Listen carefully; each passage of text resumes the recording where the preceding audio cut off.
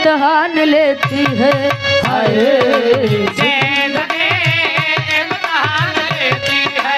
हाय जिंदगी इम्तिहान लेती है। दोस्तों की जान, दोस्तों की जान, दोस्तों की जान लेती है। जिंदगी इम्तिहान लेती है। हाय जिंदगी इम्तिहान लेते हैं।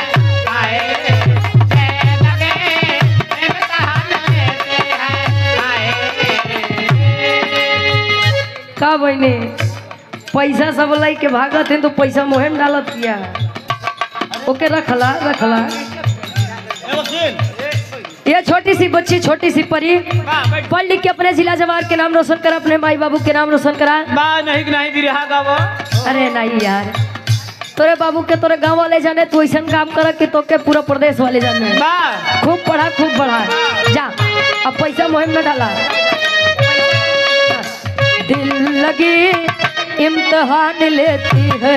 हाय जिंदगी इम्तिहान लेते हैं। हाय जिंदगी इम्तिहान लेते हैं। कहे आशिकों की जान, आशिकों की जान, आशिकों की जान लेती है। दिल लगी इम्तिहान लेती है। हाय जिंदगी बाबा लेते हैं। हाय जिंदगी इम्तिहान लेते हैं। और हमारे गार्जियन जी सम्मानित हमारे वकील बाबू जी दलपतपुर से 51 रुपये आशीर्वाद के चाह रही। भवने ने खिलाया फूल फूल तो ले गया राजकुमार। भवरे न खिलाया फूल फूल तो ले गया राजकुमार। भवरे न खिलाया फूल फूल तो ले गया राजकुमार।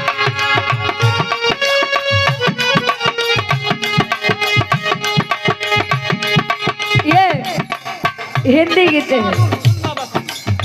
लड़के कहे सुन साहिब सुन, सुन साहिब सुन प्यार के धुन। सुन साहिब सुन प्यार की धुन।